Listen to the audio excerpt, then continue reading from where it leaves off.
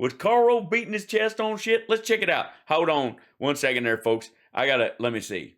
Let's see. I'll get Hal back here in a second.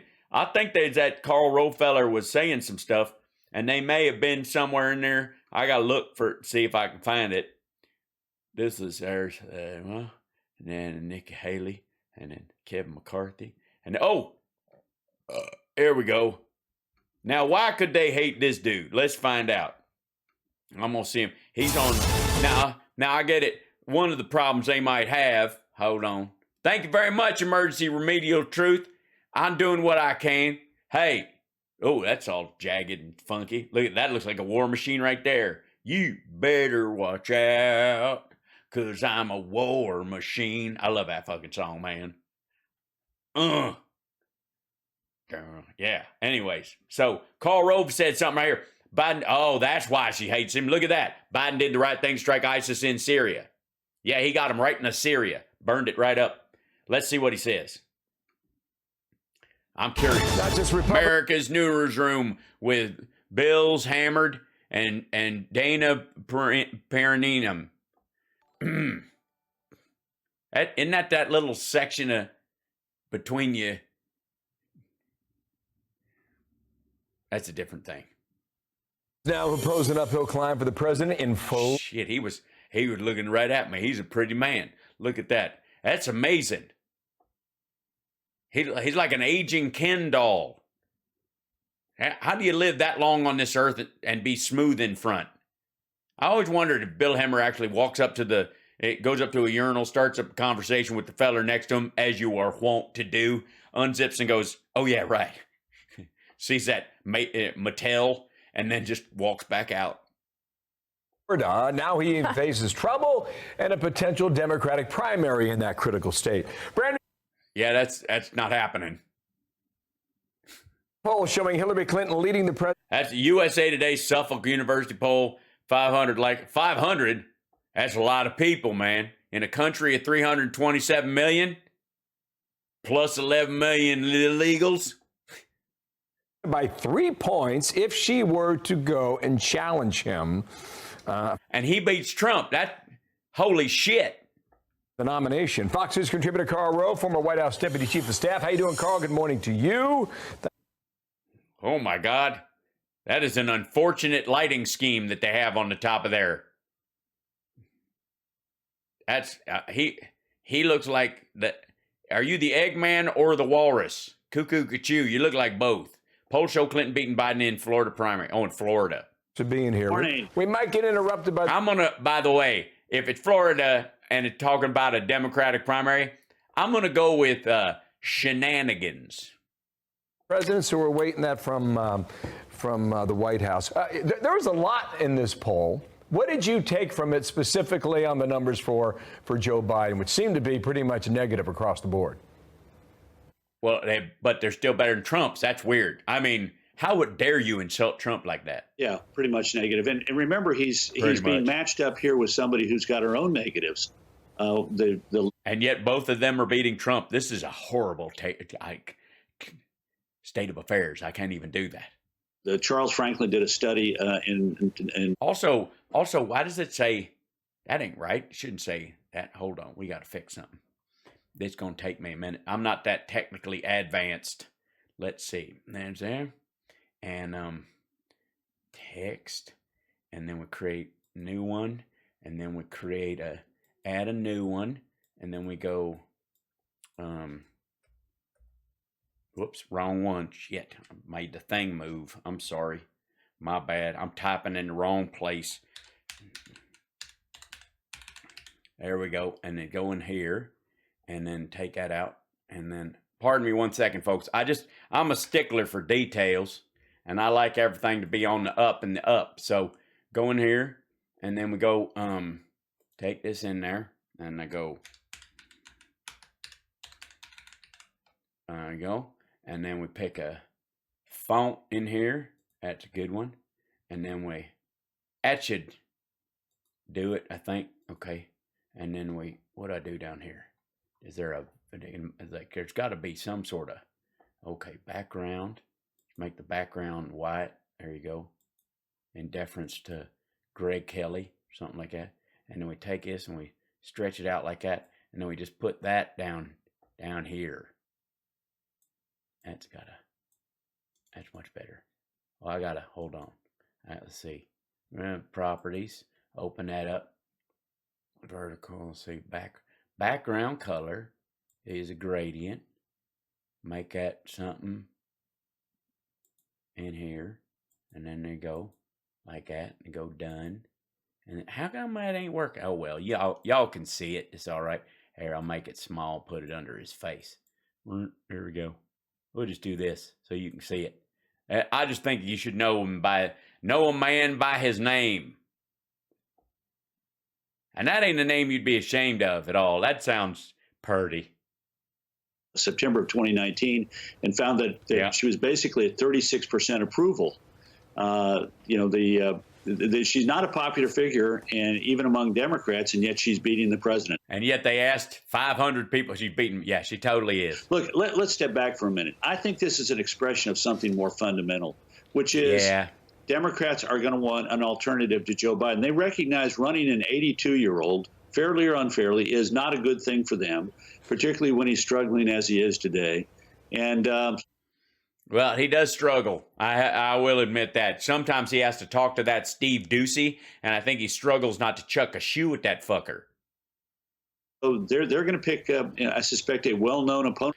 Here's what I think is struggling. I think somebody in your graphics department is struggling.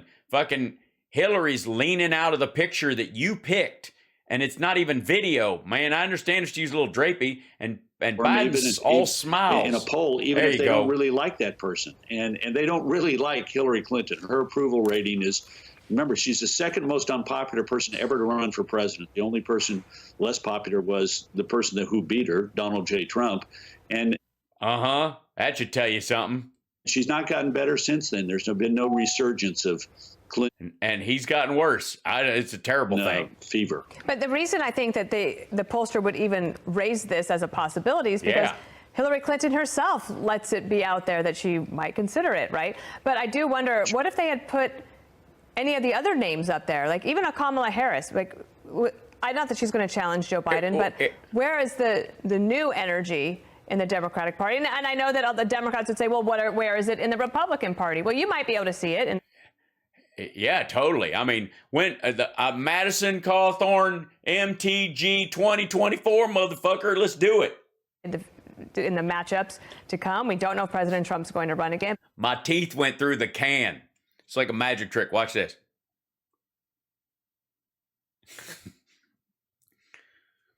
It's hillbilly magic. On the Democrat side, who else is there? Well, there's going to be no one as well known as Hillary Clinton. Nobody's going to fare as well in polls where they get matched up against Joe Biden. But wait a minute, asshole. They just told you, you just said she's doing shitty, and now you're telling us nobody else can compete. Make up your fucking mind if you have one. This generally shows is that Democrats are going to be looking for an alternative. Now, the good news for them is they got plenty of time. There, several geological ages will come and go before the 20. He's bringing the pain. It's going to be some dead talking points, son. You better get them in order. Oh, thank you. Somebody super chat. That's awful to frame sweet. Up. And so there's plenty of time for somebody to emerge. And we're likely to see other people emerge. I'm emerging right now. I find it hard to believe the Democratic Party is going to nominate an 82-year-old for a second term, thinking he's going to be able to serve all the way to age 86. Carl, Paul. Yeah, it's almost like people on the Supreme Court should leave earlier. Moment here, because we think we've got the notice from the White House, and we're going to pause as well for our Fox stations to join us as we wait for the commander-in-chief to come out and give us a bit more information as of what happened in northwestern Syria overnight. We do believe the current leader of... Oh my gosh. Wait, they're interrupting a story about a 500-person poll on a college campus in Florida, which I think is mostly elderly people getting their self-nursing degrees. This has been taken out, but more details forthcoming when the commander-in-chief steps to the microphone. He was, hold on, Biden took somebody out in Syria. I hope he bought him dinner. I hope he brought some flowers. A nice bottle of Mountain Dew Perignon. We expected this. It's always customary on a date to allow her to smell the cap from the Mountain Dew. That's you're going to be a gentleman. An hour ago, so we've been waiting on it. Oh. How much detail we'll get? Will we get any questions after? Wait a minute. This shit's been going on for an hour? That's what we await as we pause now. I'm Bill Hemmer, live here in New York. President Biden about to speak on that U.S. special... That was quite a pause. This is raid in northwestern Syria. We welcome the Fox stations across the country to join... Hold on. Give me 1 second. I got to do something. Let's see. Take this and duplicate it. There we go. And take that, done. And then we go down to here. And then I'm going to do something. Bear with me for a moment, folks. Take here. And then, whoops. Take here. This guy right there. And, whoops. What? Let's stay where you are, dum-dum. There we go.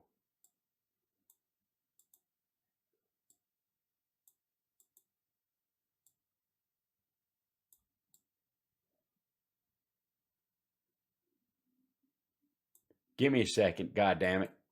Here you go. Hi, everybody. Welcome. Shit. This is going to be fun.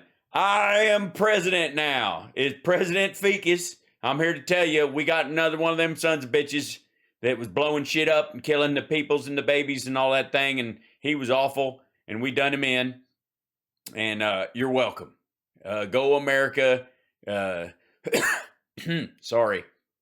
I'm not used to being in the White House without a mask on. It's a new thing, whatever. Just for the record, as much as I'm a huge fan of Donald Trump, I will not be fucking that flag that's over my right shoulder. I just do not think it is right. Also, I want to make it abundantly clear that we should only use our military when we know we got a clear mission and we know what we want to get done and it looks cool on TV. That's the only thing I ask.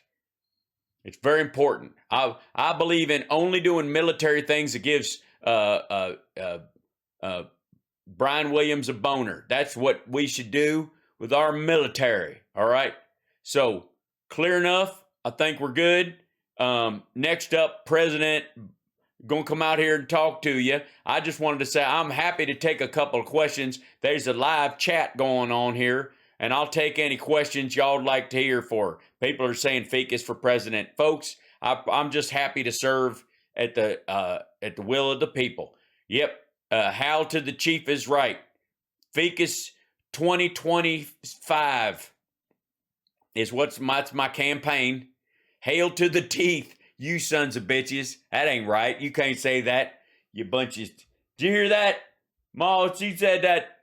Hey, anybody ready? Oh, he's almost ready. We're coming out here in a second. We're going to make America great over and over. That's right. So, yeah, I got some big hands. You know what they say about man with big hands, big feet, big gloves, and big shoes, mostly. They're expensive. It costs more in fabric. Listen here. Other thing, we're going to start doing these high-tech jobs. I know they closing a lot of coal mines, but I can tell you 1-to-1, there is no such thing as clean coal. Clean coal is like saying clean crack, you dumb son of a bitch. We don't need that shit anymore. Besides, I prefer, as many people know, I prefer natural gas. See what I mean? Like that is a never-ending supply of a never-ending supply of energy that we can use for this country that can. Ooh, that one caught me off guard. I ain't gonna lie. That was completely. I did not expect that. That, all honest to God, that shocked me. It did. It was a lot of fun. That fixed it. I feel better.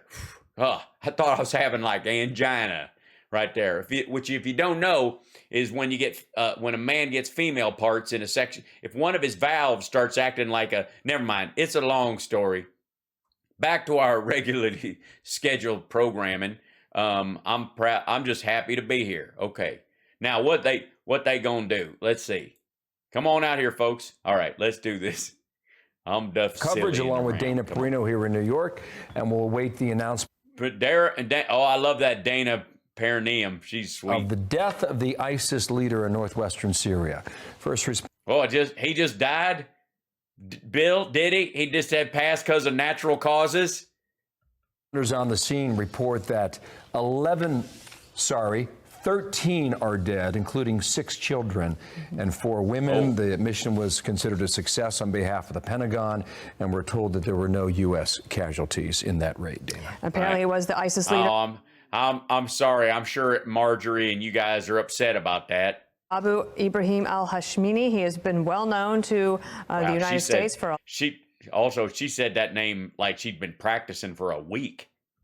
Long time. He was a mastermind of a lot of the crimes against humanity that were perpetrated by ISIS. And as we watch the President of the United States leave the Oval Office and come into the Roosevelt Room to address the nation, here's the President of the United States. Hold on. All right, I'm gonna back out of here for a second. Let you get back with him. Hi, how you doing? Let's play this clip seriously. Hold on. On my orders, the United States military forces successfully removed a major terrorist threat to the world, the global leader of ISIS, known as Haji Abdullah. He took over as leader of ISIS in 2019 after the United States counterterrorism operation killed al-Baghdadi. Since then, ISIS has directed terrorist operations targeting Americans, our allies, and our partners, and countless civilians in the Middle East, Africa, and in South Asia. Haji Abdullah oversaw the spread of ISIS-affiliated terrorist groups around the world after savaging communities and murdering innocents. He was responsible for the recent brutal attack on a prison in northeast Syria, holding... That dude looks like the prison. Yikes. Seems like a very sweet fellow. Honestly, he's got a look on his face like somebody pulled a right there. ISIS fighters, which was swiftly addressed by our brave partners in the Syrian Democratic Forces. He was the driving force behind the genocide of the Yazidi people in northwestern Iraq in 2014. We all remember the gut-wrenching stories, mass slaughters that wiped out entire villages, thousands of women and young girls sold into slavery, rape used as a weapon of war. And thanks to the bravery of our troops, this horrible terrorist leader is no more.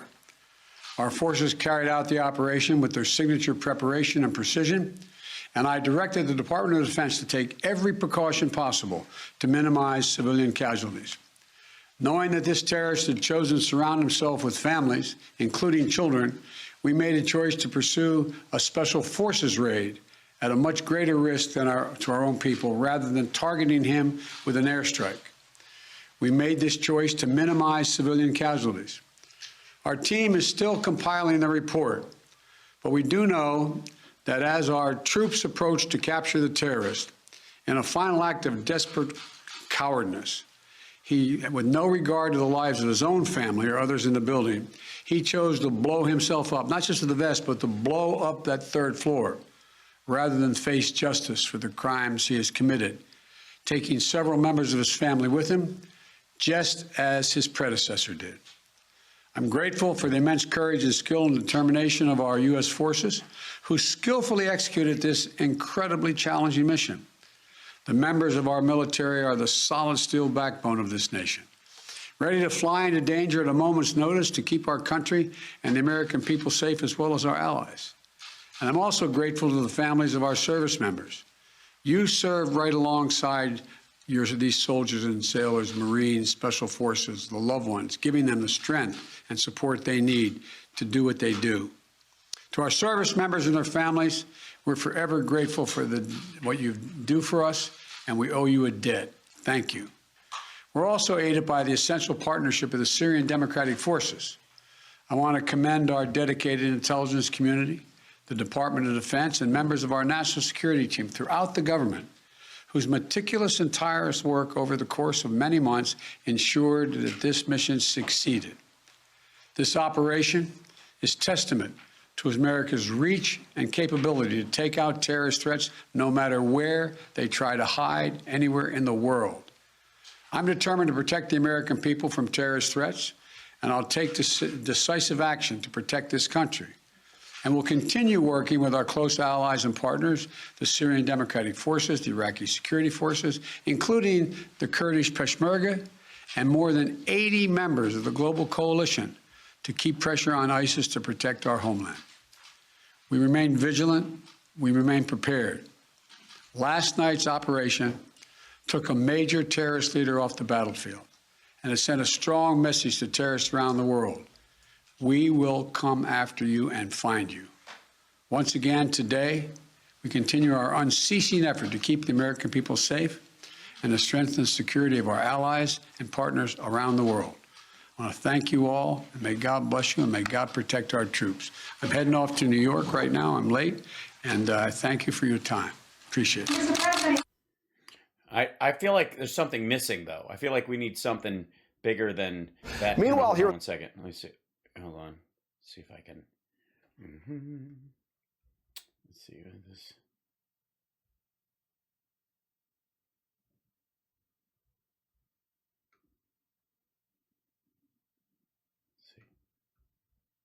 And God bless the United States. Thank you very much. There you go. This is better. Hold on. Here you go. It's a little God better. God bless you. God bless Israel. God bless the Palestinians. And God bless the United States. Thank you very much. Online, some observers quickly speculated that might that was have been better. an issue with... There was a certain lack of dignity that was missing. Yeah, Biden so weak. The weakness there. It was better to kind of end it with that moment of strength from Trump, Aside from ISIS being eliminated, sir. How many U.S. troops were involved, sir?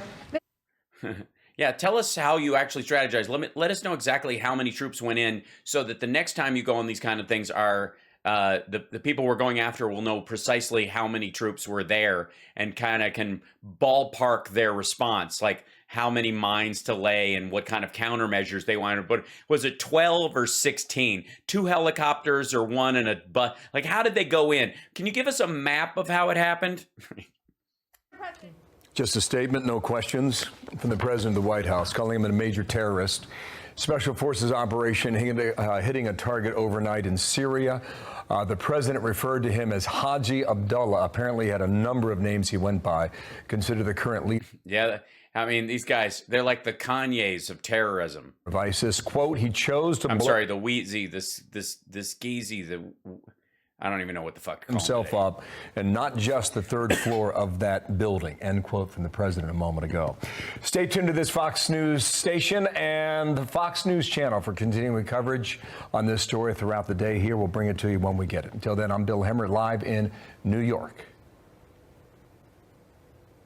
And now our coverage continues here on cable. Back with Dana and Karl Rove. Yeah, we're just going to pretend like they were going to go to break and they didn't. Because that wasn't a fucking edit. They didn't go to break. He just rolled through that. In Austin, Texas, your instant reaction, Karl, is what? After working in the West Wing and having a fair share of terrorist targets on your own time. Excuse me, it's Bill Hemroyd and Dana Perineum. Duty there. Well, congratulations. Did he just say duty to Turd Blossom? That's not right. To our U.S. military, this is a major actor. This is a major defeat for ISIS.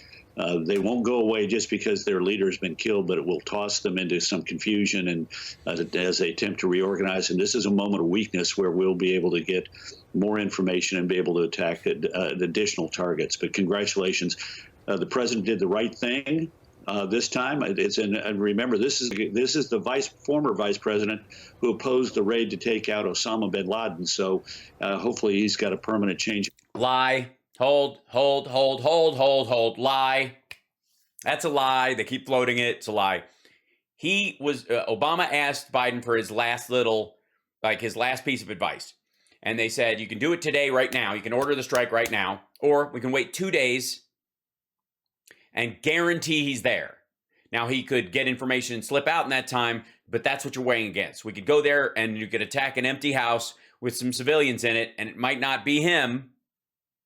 Or we can wait 2 days and be assured of it. If it was me, I would wait for those 2 days to make sure he was really there.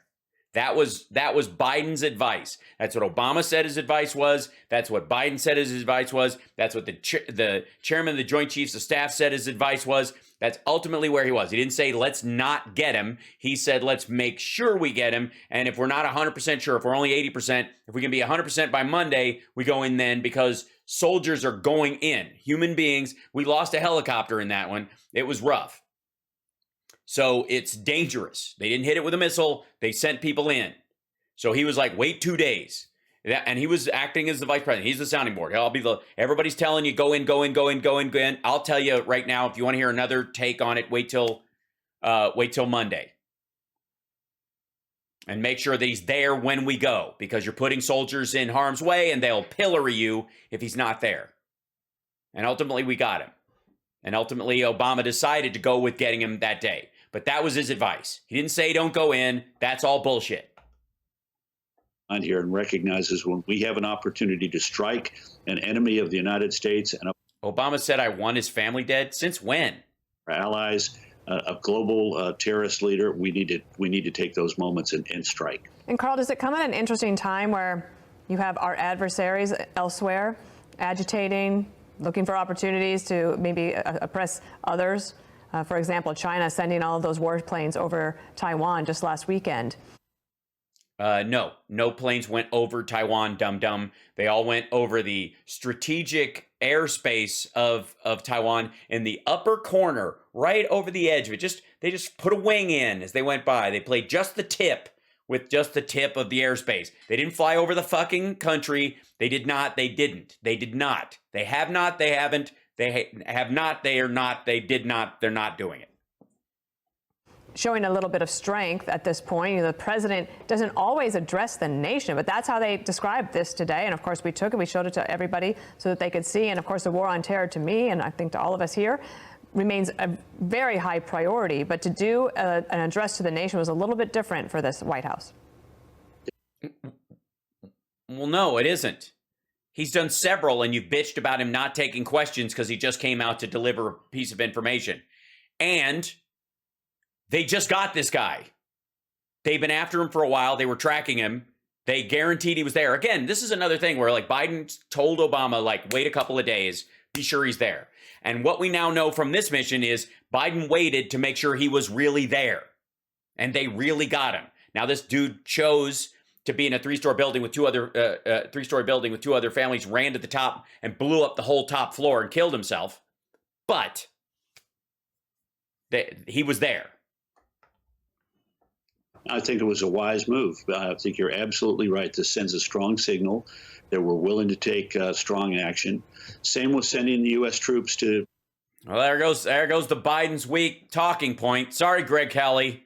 Sorry, Sean Hannity. Sorry, Tucker. Tucker's probably going to go, I bet they're threatening Putin by blowing up this guy. This is all. Why would they do that? Why would that? Right. Europe to bolster our allies in NATO. I wish it had been done a long time ago, weeks or months ago, as this situation in Ukraine developed. But I'm glad the president did it, and I think it sent a strong signal. They should have done it weeks and months ago when we weren't sure where he was and we didn't know where he was. But we should have waited. We should have done it then when we didn't know, instead of strategically waiting until we did know. Great. Thanks, Karl. It's no surprise you were advising Bush on all this bullshit. But yes, absolutely. When we have a chance to do this, it sends a signal to the entire world that we're taking the threat of Islamic terrorism seriously, and we will not allow enemies of the United States to escape justice, particularly when they've been involved in as heinous of crimes as this man was. And remember, this man engaged in genocide. Heinous? All right. This against the Yazidis. This man engaged in random violence against innocent civilians throughout the Middle East, and not just I'm not just talking about aiming his threats at the United States. This is a man who has killed on his orders. Thousands have been ordered to be killed, and was willing to kill his own children as well and his wife. Yeah. Thank you, Carl. Carl Rove, thank you. Appreciate it very much. Jennifer Griffin, a few more. Thank you, Carl Rove, everybody. Thank you, Carl. Thank you for watching, literally taking our talking point and shrinking it down so small you could drown it in a bathtub. The irony is palpable. How you managed to do to our talking point what you'd hope to do to the U.S. government is it's lost on no one. We're all very concerned, I can tell you.